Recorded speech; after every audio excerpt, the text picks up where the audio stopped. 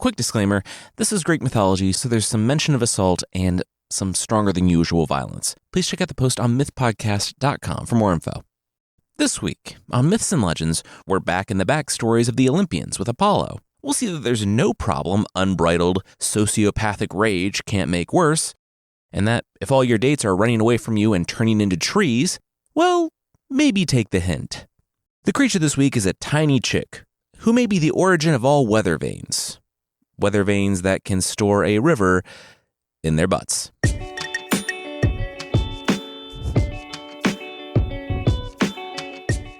This is Myths and Legends, episode 338, The Oracle. This is a podcast where we tell stories from mythology and folklore.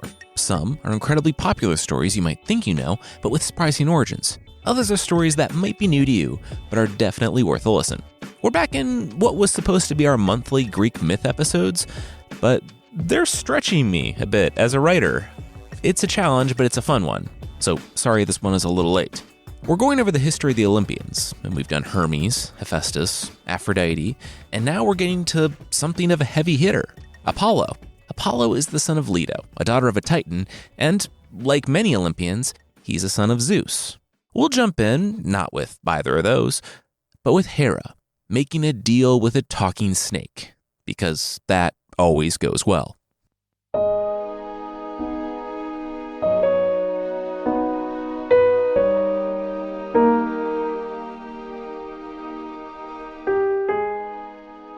Step into my office, Hera said. Sorry, Slither, because you're a giant snake. Serpent, ma'am, Python hissed. Hera didn't care. She said Python was aware of the prophecy, right?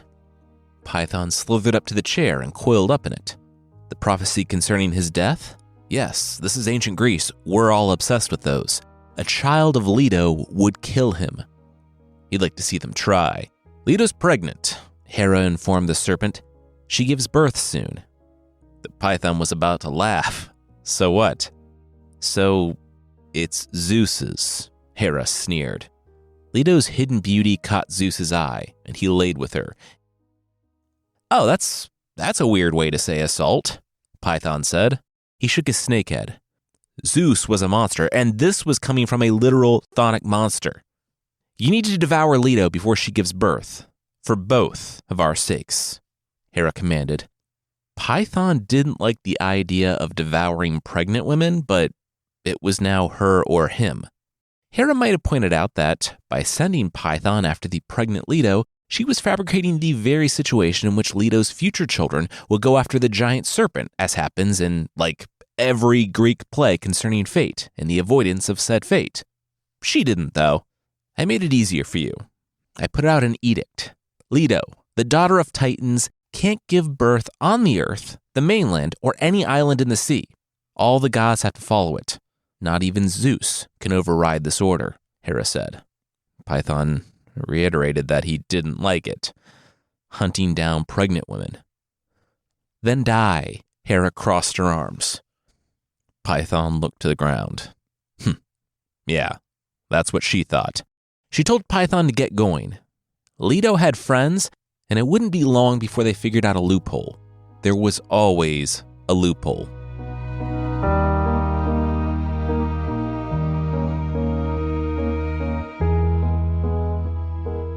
Leto couldn't weep. She couldn't scream. She had been in labor for 9 days. She was experiencing the absolute worst pain imaginable, but it wouldn't end. She had heard the decree. She couldn't give birth on Earth or on an island. She didn't know what she did to deserve this. She hadn't wanted Zeus to, but it happened. And now Hera was after her? She was the one who made that decree. Leto couldn't cry out, though, because it was always nearby, slithering, stalking, waiting. She didn't know why the Python was always trying to destroy her, but she knew it had something to do with Hera. Blub, blub, blub, blub, blub. Leto! Leto! Triton called out as he emerged from the water and immediately flopped over. Whoops, forgot I don't have legs. Can't breathe air. Triton, the son of Poseidon and Amphitrite, the sea queen, rose up on his little flippies. Triton waved again. Leto!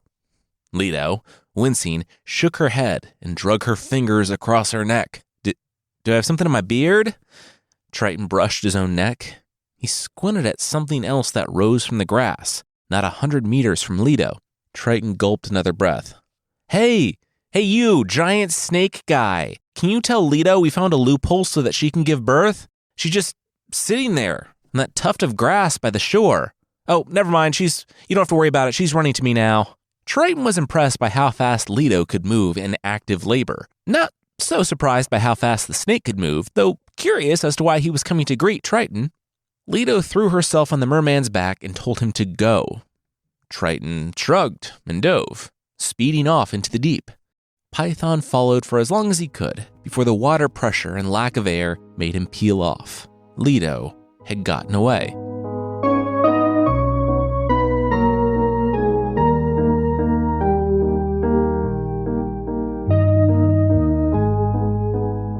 It's a water dome, Triton explained.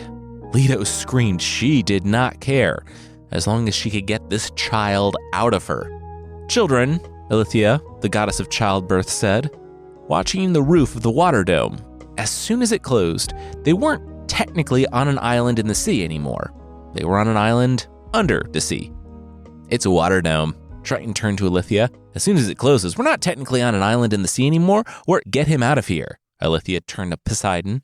Poseidon nodded, pointed a finger at his merman son, and a jet of water carried the giggling Triton to the surface. As soon as she was able, Ilithia aided the birth of the first baby, Apollo.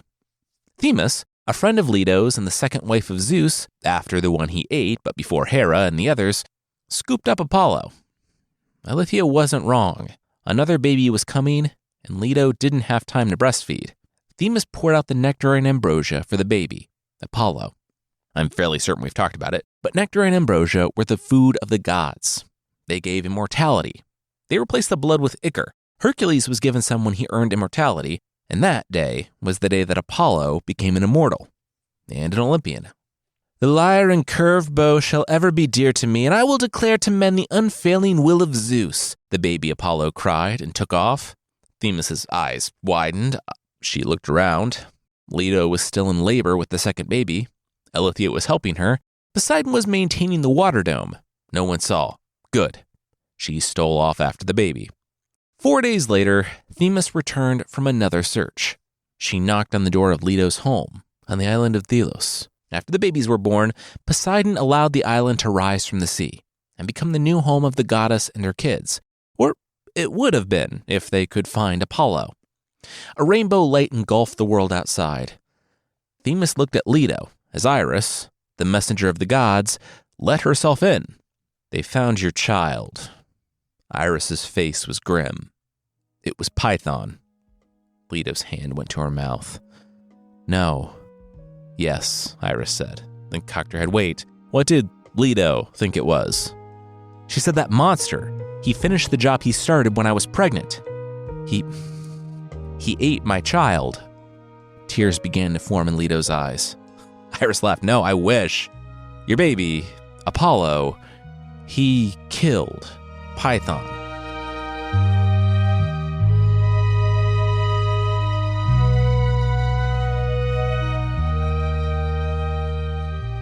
Zeus slammed the receiver to his phone down. This wasn't even hooked up. It was just a prop. He called to Athena. Bring him in. Apollo, at 4 days old, was every bit a young man. He had grown quickly. He was also speckled with blood. He walked in gripping his bow, arrows dangling off his belt. Zeus spat his toothpick out. You're a loose cannon. What did you say your name was? Zeus said, stroking his mustache behind his desk. Apollo, sir, Apollo said. Zeus rose. Apollo, how old are you, son? Apollo said 4 days. He just joined up. Apollo, what you did? You killed the python. Zeus sat on the desk and took off his aviators to reveal another pair of aviators. Apollo said it was a giant snake. There's no more salient symbol of evil. Further, Python had tried to kill his mother. Hera had sent the monster to keep his mother, Leto, from giving birth. Apollo, being full-grown at 4 days, had hunted the python down. He found it at a shrine to Gaia, at the center of the world, Delphi. He slew the creature next to the altar. None of this would have been a problem had Hera not... Zeus slammed his hand down on his wooden desk. Enough. He had paperwork for days now with this python thing, and Grandma Gaia was pounding down his door. So right and wrong don't matter, just what inconveniences you, Apollo said, sitting back and crossing his arms. There was a long pause. I need you to turn in your badge and bow, Zeus said. Apollo said, but wait, did all the other Olympians get badges? What actually defines an Olympian? It can't all be your children because then everybody would be up here. But nothing, Zeus said. He didn't commit to the 70s and 80s police chief bit for Apollo to talk back to him. To avoid Tartarus, Apollo was going to do 9 years of slavery for a mortal. Apollo grimaced. What was any of this? This was serious? He killed an ancient evil monster and he was being punished for it? He should be getting a parade. Zeus said to put the bow and arrow down. Apollo shook his head. No. Zeus pulled down his glasses to reveal a third pair of glasses. What did Apollo say to him? Just then, there was a noise at the door. Zeus looked over Apollo's shoulder. Oh, hey, Leto. Leto grimaced at him and didn't know what was happening with the wood paneling aesthetic in this room. Was this a bit? She had heard enough, though. Apollo refused Zeus. Leto knew that Zeus would not ask again. She put her hand on Apollo's wrist. She felt her son relax. She looked at the bow and then at the desk. Apollo took a deep breath and set the bow down. He looked up at his dad and pointed. He said this was ridiculous. He was an Olympian. He had been born into this. Not until you're purified at Tempe. 9 years. Zeus called after his son, Apollo. He crossed his arms and stood as Apollo stormed from his office. Leto shook her head in disgust as she tried to keep up. She slammed the door and the blinds rattled against them. He's a loose cannon, but he's the best we got, Zeus said. Alone, he looked around. All right, I'm bored of this, Zeus said. He plugged his nose, puffed out his cheeks, and exhaled, his beard popping back out around the mustache. He tore his shirt and tie off, revealing a toga underneath, and went to go lightning bolt some stuff.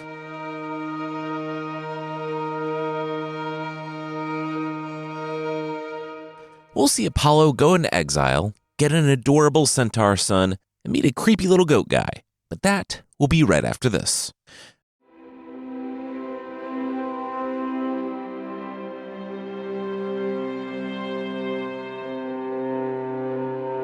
Hey, I think you're my brother? Artemis said to Apollo as he was being escorted down from Olympus. They both stood there in a traveling cloak. Long hair. Same height. Same basic look. Yeah, that tracks. No bow, though. Weird, Artemis said, pointing to Apollo's empty hands. Apollo groaned, yeah, his dad took it for killing the python. Oh, that thing that was hunting Mom? Artemis said. Yeah, she didn't blame him. If Apollo didn't do it, she was on her way. Nice, Apollo nodded at his twin. So, what are you up to now? Artemis said. Apollo explained that, well, it turned out that he was maybe being a little enslaved. Before either of Zeus's goons could blink, Artemis knocked an arrow. Apollo smiled. He appreciated the enthusiasm. It was just 9 years, though. He was supposed to purify for killing the python. And real quickly, the rules of purification and what requires purification vary wildly throughout Greek mythology. But in general, if someone did something especially heinous, see Heracles killing his wife and children after being driven mad by Hera, they had to do something to remove the stain of that sin. It was only such a terrible crime because Python was the child of Gaia, Zeus's grandma, and, like we said in the previous scene, she demanded that Apollo be thrown into Tartarus. And Tartarus, if you didn't know, was the really bad underworld. It was the place gods, titans, and especially terrible mortals went to go be tortured forever. It's where the modern-day social media star Sisyphus is constantly pushing a rock up a hill because, I guess according to TikTok, he loves it so much because of how swole he's getting. I guess, though, I just had Zeus doing the irascible police chief trope, so probably should keep my mouth shut when it comes to questionable mythology takes. Anyway, aside from Sisyphus, I guess, no one wanted to be in Tartarus. Even at 4 days old, Apollo understood the severity of angering his great-grandma, but that didn't mean he had to like it. He didn't, but he was able to forget about all the other gods partying it up on Olympus, and getting up to all sorts of horrible things, and just focus on his penance. 9 years later, he was free. He told his human enslavers to enjoy mortality and took off. He had an appointment with someone, so something like this would never happen again, even though this would happen at least 2 more times. He traveled to the mountainous region of Arcadia. The god Pan is like Mr. Tumnus, if Mr. Tumnus was in Game of Thrones. He's a faun, half-human-ish, half-goat creature. Unlike Mr. Tumnus, though, his lower body fur doesn't remotely cover what it needs to cover. And in pretty much every image of him, he's very proud. Pan was the god of the wilds, shepherds, flocks, and the companion, wink, of the nymphs. Apollo had been learning from travelers during his time as a slave. He knew Pan, the half-goat-legged, half-human-ish creature, traveled these hills, playing his weird little flute and being pretty gross. I'm also connected with fertility and spring. Also, privacy is hard to come by in the ancient world, and people might have to resort to the forests for some alone time, which is another possible connection for all the, below-the-belt stuff. Pan shouted at him. Apollo said, cool. Also, hi, brother, I guess? He also heard Pan knew about prophecy? Pan said, yeah. You want to know how to do prophecy? Apollo was surprised that it was possibly this easy. Pan said, yeah, no big deal. He was the son of Zeus as well, so they were like half-brothers. They were family. Apollo said, okay, wow.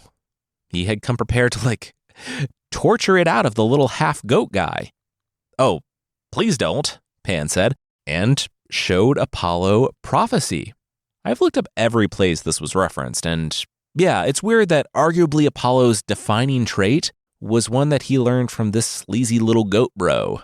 Maybe it's just that Apollo wasn't the first to have prophecy, but he was the one to put a good user experience with it, like either you can go hunt down this stinky, pantsless goat man in the forest to learn your future, or you can go to the oracle at Delphi and listen to the priestesses there.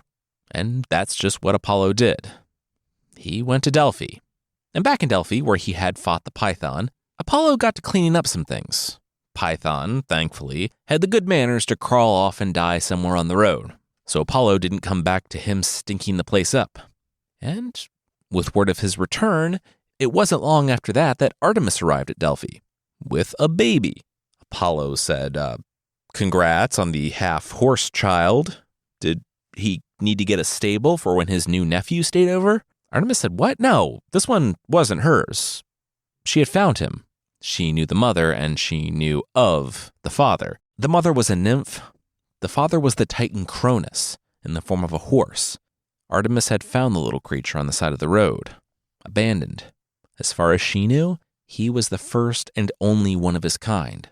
A half-horse, half-human. Artemis took pity on him, and so did Apollo.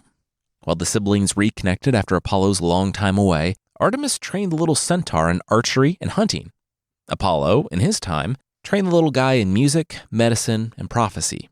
It gave them some perspective on the lives of mortals, because they watched this baby grow up in what felt like an instant. When he was ready, they said goodbye to Chiron. Throughout this time, Artemis told Apollo what living on Olympus was like. It was mostly fun, though it definitely was not her scene. It was all luxury and banquets, and Artemis laughed. They were at dinner, a banquet for the gods, and Athena, the woman who's a lot like me but has her own city or whatever, she starts playing this flute, and Hera and Aphrodite are just cracking up. I don't get it, but then I look over and Athena's cheeks are all puffed out in a different color. How's that funny? Apollo asked. I know, right? It's a low bar for humor, Artemis continued. Anyway, I guess she went to the river and saw her reflection when she played, because she tossed the instrument away. They're still laughing at her about it, though. The Olympians are kind of horrible. So, what's next for you? Gonna be an oracle? Artemis asked her brother. Apollo said kind of. He was gonna speak through some women in this cave. He was really kind of still figuring out who he was, though. He just met the new kid, Hermes, and got this thing, a lyre? A fair bit of tortoise murder went into making it, but it sounded fantastic. As for what was next, he actually, after this conversation, he kind of knew. That story, it gave him a vision. There was a guy he had to go flay alive. Artemis smiled. Sounds great. Wait, what?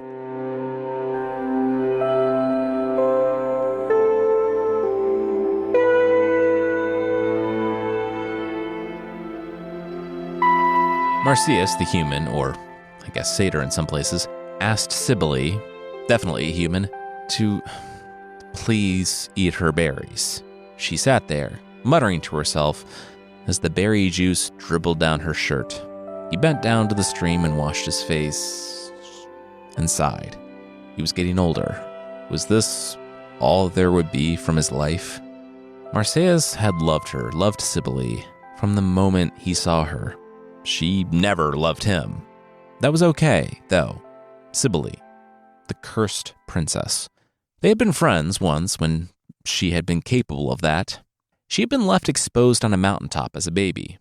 Tale tragically as old as time, but like many infants in mythology and probably no infants in real life, she survived on the milk of the beasts of the forest. She was named for the mountain that she was found on, and she was special. She made the pipe of many reeds, kettle drums, and cymbals. She also knew the healing arts. That's how Marsyas, the physician, had met her.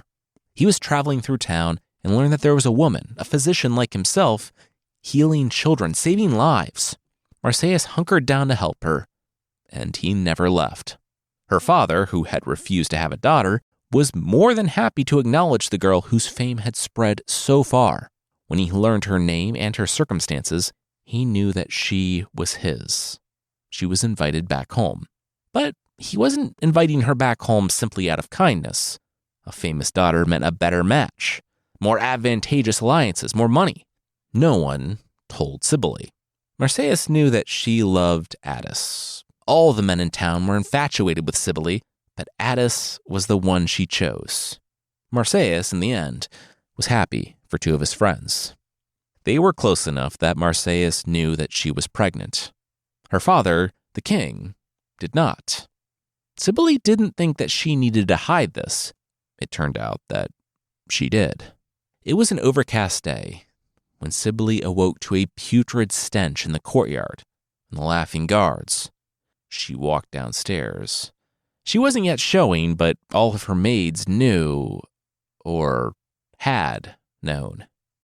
She saw the courtyard, the bodies tossed and piled. Her maids, but not just her maids. Attis, the man she loved, the father of her child. She ran to him, but he was hours dead and still full of arrows. Her father's men had used him for practice. Marsyas was in the city when he saw her run out, crying in anguish. Something broke within Cybele that day. Her father, the king, had not followed her into the wilderness. He knew that she would soon follow her beloved to the grave. But the king didn't anticipate Marsyas following her into the forest. The king didn't really care, though. He never saw either of them again. Marsyas, when he found her, saw that she was broken by what her father had done. He loved her, though, even though she didn't know who he was most of the time. He fed her, protected her, and looked after her. He couldn't help it. Then, one day, while he leaned down at the stream to wash his face and beard, and she mimicked him, laughing, he saw a strange piece of wood float by. He grabbed a nearby stick and pulled it over, and it was odd. A pipe with holes in it, in the shape of a Y. He knew what it was. A double oboe, an alos. Marsyas put it to his mouth and blew. And the pipe, with its memory of Athena playing it for the banquet of the Olympians, sang. After a long song, Marsyas sat back with a smile. Then he looked at Cybele. She was changed. She was as she had been before. She still didn't speak, but she was calm. And she snuggled up next to him, holding his hand. After that, Marsyas played every day. He became well known for his music.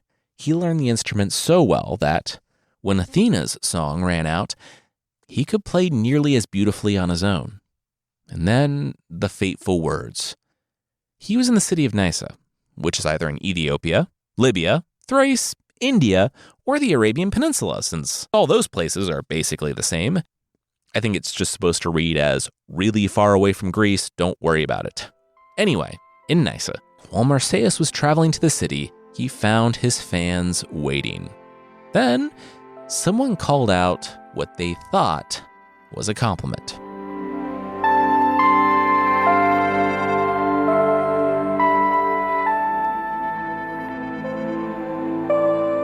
We'll see what you should definitely not yell at a concert, but that will, once again, be right after this.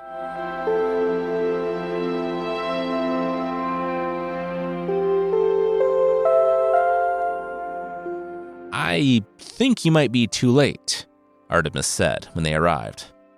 Yeah, that's the thing about fate. There's no changing it. You're never late. You always arrive exactly when you should, Apollo said. But they're already basically worshiping this guy, Artemis pointed to Marsyas. Basically, Apollo said, it would make the man who claimed to be better than him's fall even more dramatic. I challenge you, Marsyas, Apollo called out to the physician and pulled out the lyre, the one he had just gotten a few months back from Hermes. Marsyas looked at the Olympian, shimmering in all of his glory. It was beyond all doubt what he was, and the crowd was silent. Marsyas said he never claimed to be better than Apollo. But you didn't deny it, Apollo sneered. Marsyas replied that he didn't want trouble. Apollo said it was too late for that. Besides, your consequences were always going to find you. Either you play or you die, Apollo said. So Marsyas played, and he did it. He played his instrument, and Apollo could barely keep up with his lyre. Apollo was sweating. Marsyas was panting. Apollo said it was a good job. How about this?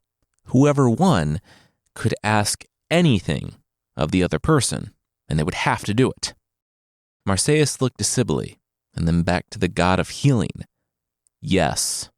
So they played again, and it was going well. Marsyas was going to do it. Cybele was going to be cured, and then Marsyas heard singing. Apollo was singing. The whole crowd was enraptured.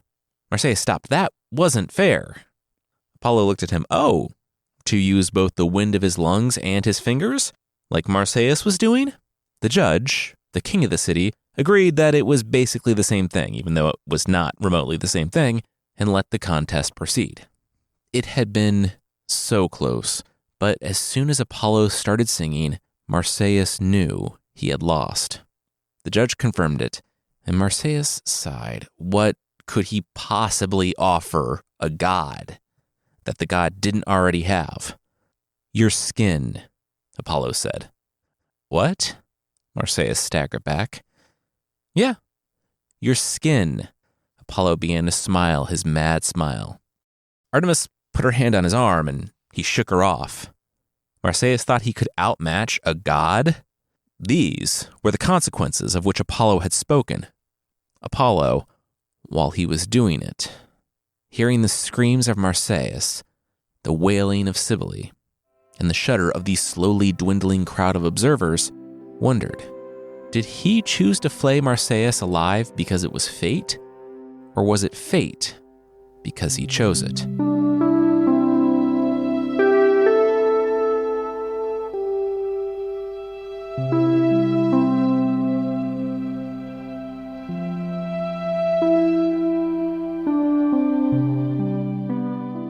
Hey, so good to see you again, Artemis said to her brother after he got out of prison.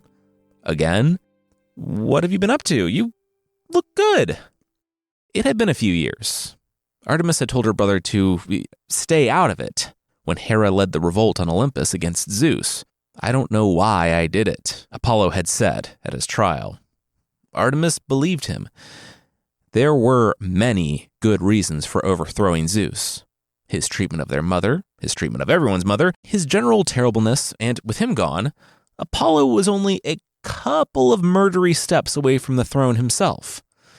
But Apollo just acted, like he did with the Python or Marsyas or any of the other times. He felt strong feelings, didn't know how to handle them, and just acted. He was more like their father than either of them were comfortable admitting. She knew about Dryope. Dryope was a nymph, and she and her friends were known for frolicking and playing with the tortoises. Well, one day a new tortoise was there. Dryope scooped him up to greet him, and he became a venomous serpent, coiling around her wrists and scaring off her friends. No matter how far her friends ran that day, they could hear her screams echoing through the hills. There was Daphne, of 17th century statue fame.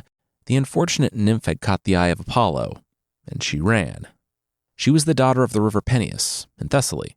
She was also a priestess of Gaia, and seeing an Olympian gaining on her, Daphne knew of nothing else she could do than to cry out for mercy. And she was granted mercy. She found that she couldn't run anymore because her feet took root. Apollo's arms wrapped around her, but her skin was no longer her skin.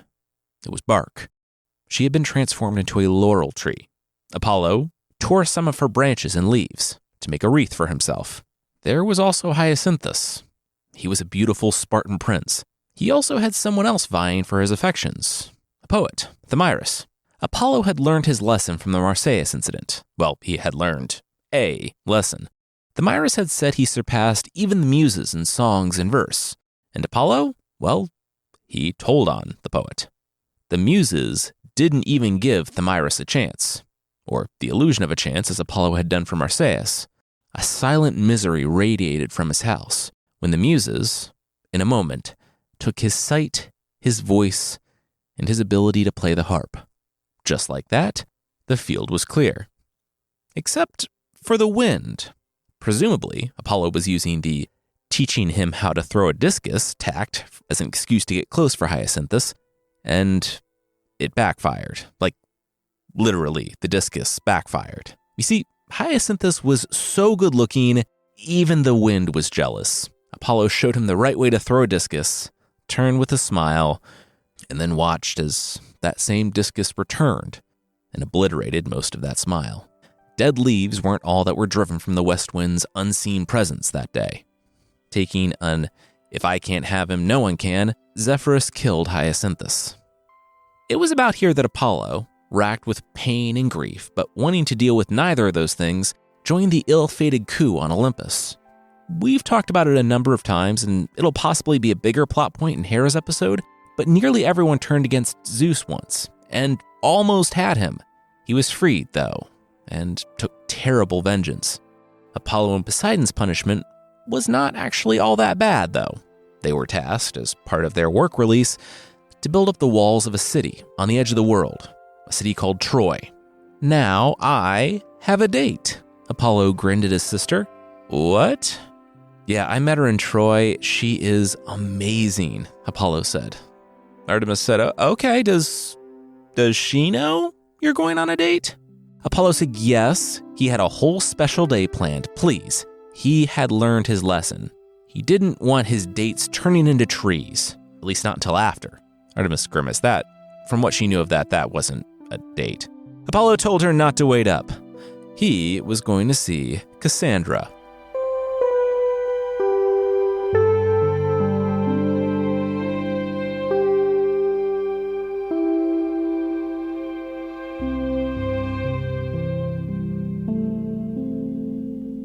Apollo smiled as they sat down at the table. Wow, it had been such a fun day. Cassandra smiled. She said, yeah, it really was. Paddleboarding, swim in the pool, walk through the village, dancing. Apollo said there was one more thing he wanted to give her. He reached forward and touched her temple. He recognized the look on Cassandra's face. It was knowledge. Knowledge of everything. The future, all possible futures, unfolding in her mind, constantly shifting. Some becoming real, others falling off into mere possibilities. She took a deep breath. Wow, it's amazing. I know. Apollo smirked as he reached for the envelope on the table with a key next to it. Cassandra's smile faded. Wait. Apollo and Cassandra, Apollo read. Welcome to beautiful sunny Turkey. Should you choose to forego your individual rooms, please use this key to stay as a couple in the fantasy suite. Apollo looked up. Wow. So, Cassandra, do you want to go to the fantasy suite? Cassandra had seen all of this transpire as soon as Apollo reached for that envelope, the moment that future was certain. But, is that what this was? Apollo said, yeah, what? Candles, wine, gift of prophecy? I mean, babe, come on. Cassandra's chair moved back. Wow, no offense, but no? No. Apollo didn't understand. He was an Olympian. People didn't say no to Olympians. I mean, a lot of them did, but Cassandra cut him off. It was just, she liked him, but as a friend, you know? I gave you prophecy. She said, thank you. I kind of hate it, though.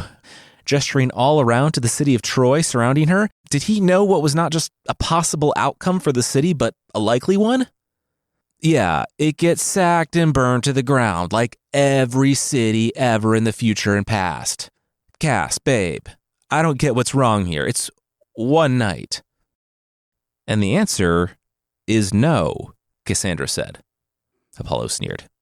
No one's going to believe you. Cassandra asked, what? Apollo said, yeah. Hope she enjoys being an ignored prophet of doom.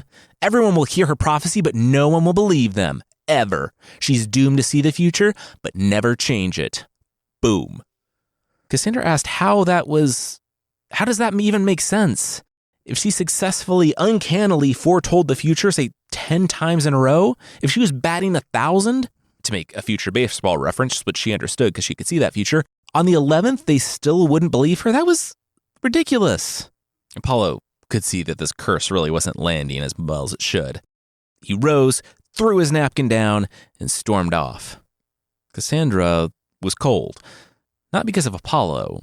She didn't care about him and knew he wouldn't be back. She could see the future now. She could see her city, Troy, burning. Its citizens dead in the street, or worse, the face of the man who would take her from her home, who would die because of her. She rose from the table to go warn Priam, her father, or Hector, her brother. But somewhere, deep down, she feared she wouldn't be able to do anything. That Apollo's curse had been real.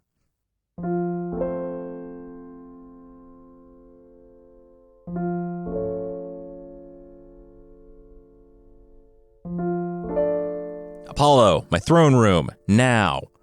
A yell rang out across Olympus. It was Zeus. Apollo skidded in.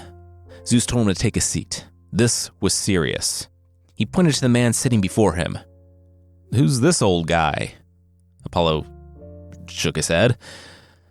The man looked up at him with glistening eyes. Papa? Apollo blinked. Oh. He pointed. Arya. That's your mom. Nope, that's Thalia? No? Oh, Pythia. Has to be, right? I remember Pythia. Asclepius shook his head. Coronis? His mother was Princess Coronis. Apollo shrugged. Oh, definitely remembered who she was. You took me to go to Chiron's hero daycare? I did everything to make you proud of me, my whole life, Asclepius said. Some brief backstory. Chiron was one of the few wise, self-controlled centaurs, who Apollo and his sister actually trained, and so many heroes went to his school. Jason of the Argonauts, Achilles, and others. Chiron! Oh, my boy! He's like a son to me, that little guy, Apollo said to his literal biological son. Then he grimaced. Oh, yeah. He remembered Asclepius.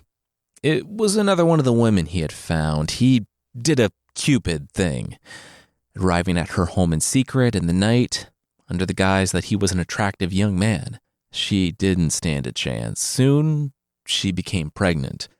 He was away a long time after that. The world was a big place and he could do anything. He would realize later that she was only trying to stay alive, when she took up with another young man, probably in an attempt to marry him and legitimize the pregnancy in the eyes of her father. Apollo saw it from across the world with his prophecy. He returned to Thessaly in an instant, and before she could utter a word, there was an arrow in her chest. Like with Marsyas, he instantly regretted it and tried to heal her, but she was beyond even his skills. She died in his arms. He delivered the child through the anachronistically named cesarean section and brought him to be raised by Chiron. He brought a man back from the dead, multiple men, Zeus said, crossing his arms. Strike that from the record. You did what? Apollo turned. That's amazing. Zeus said what? Apollo didn't even pay attention to his own father. Asclepius had done something not even he, Apollo, could do. That's fantastic. He's already well known for it. Hades is on his way up to demand payment for the lives Asclepius stole from him, Zeus said.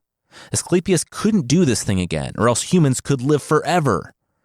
Apollo was sensing a conclusion that Zeus was approaching, but not yet acknowledging. He'll be fine. He won't do it again, right? Apollo said to his son, who shook his head. He wouldn't. He only did it to get his dad's attention, really. Zeus looked to the marble floor. Son, I'm sorry, Zeus said. Asclepius couldn't be allowed to leave. Apollo said no. He wouldn't let Zeus do this to him, his son. Do it, Zeus laughed. He wasn't some supervillain. Did Apollo think he would call him here if there was the slightest chance of him affecting the outcome? I thunderbolted him 35 minutes ago. Apollo and Asclepius looked at each other. What? Apollo pointed to his son. He was sitting right here, though?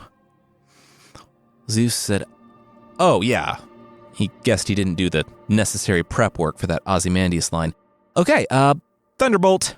The room exploded in light and sound, and when Apollo's eyes adjusted and his ears stopped ringing, there was only the smoldering chair and the charred remains of his son. Apollo turned to face Zeus, who had another thunderbolt ready. He said, do it. See what happens. Apollo hesitated, shook his head, and stormed out. It had to be done, Apollo. I'm sorry, Zeus called out.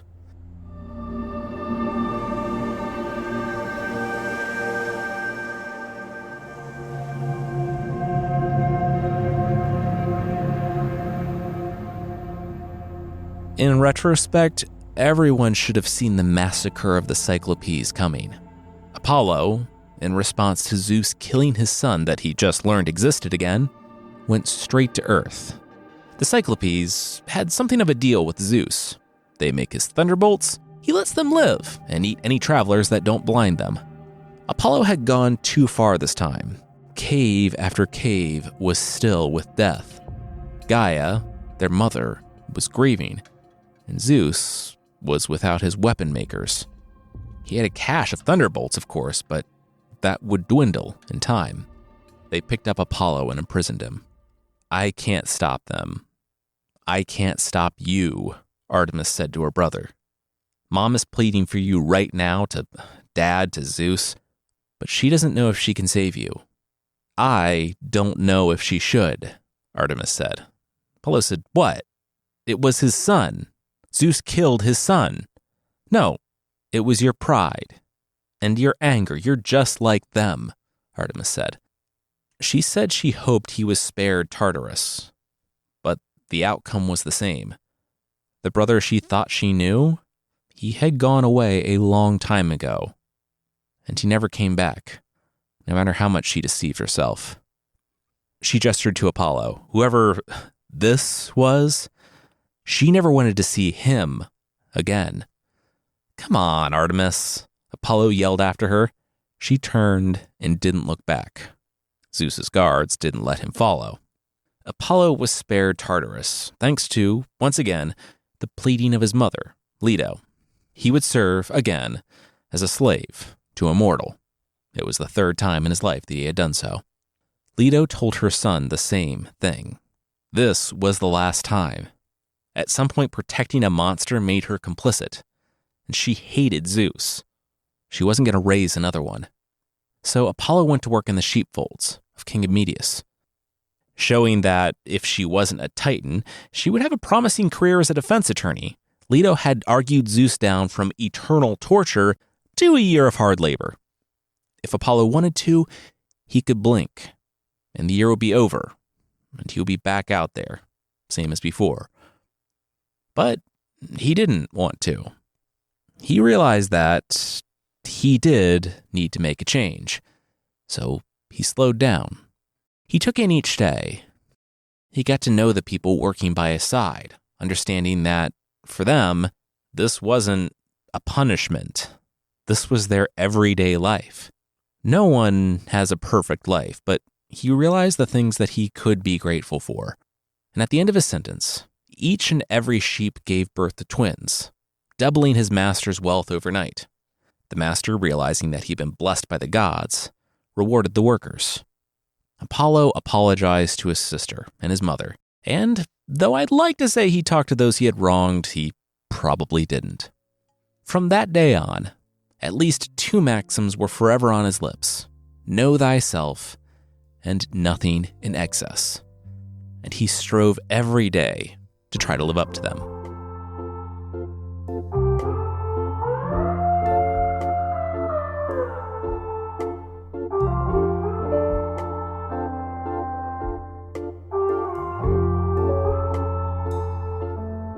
This, of course, is not the entire story of Apollo. Oddly enough, it's one that actually has an arc, with him being a rage-filled, thoughtless monster to adopting those sayings at the end.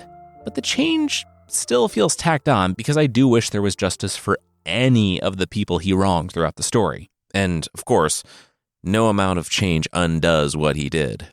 Because, yeah, he did a lot of gross and terrible things. Unfortunately, save for Athena and maybe one or two others, it kind of only gets worse from here on out for the Olympians. Anyway, still figuring out the next months, and if Artemis gets her own episode. I love the character, but the backstory is a bit light.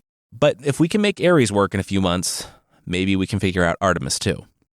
Next week, we're back to the Norse myths, and we follow a Viking named Viking who goes Viking with Vikings. It's a Viking tale, if you can't tell.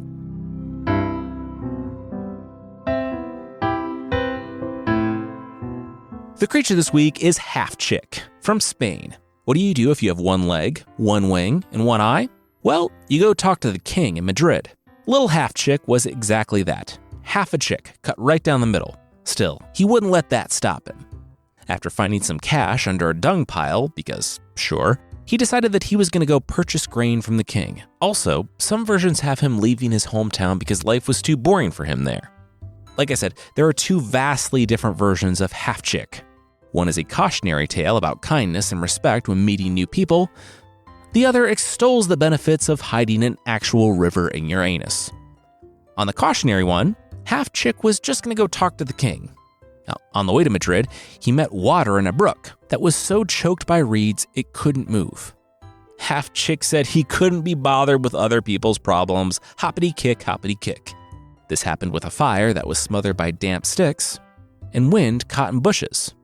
And when Half-Chick came to Madrid, he didn't even make it to the king. He caught the eye of the cook, who, because I guess he's a psychopath and wanted to watch a baby chick boil alive, dropped the chick into the water and turned up the heat. The chick begged the water and fire to save him, but since they were vindictive about him not helping them on the road, they made it hotter, and Half-Chick was burned to a crisp. You know, what happens when you boil things. The cook tossed him out the window, and he was caught by the wind, who, instead of taking him to the ground, propped him up on a steeple. There, he would spin, pushed by the wind forever. This was, of course, the origin of the weather vane. The other version is as confusing as it is off-putting. Half-Chick made friends with the river, and the river, the entirety of it, hid in the chicken's butt. Half-Chick gained an audience with the king who, instead of trading for grain, put him out with the chickens in the field, hoping they'd kill him. He let a fox in. He put Half-Chick in with the horses so they would kick him to death, so Half-Chick let a wolf in. Finally, he moved to cook Half-Chick, but Half-Chick relaxed, flooding the palace. with the river from, The king gave Half Chick the grain and his money back, and Half Chick hopped off with the grain, money, and, most important of all, without a river in his butt.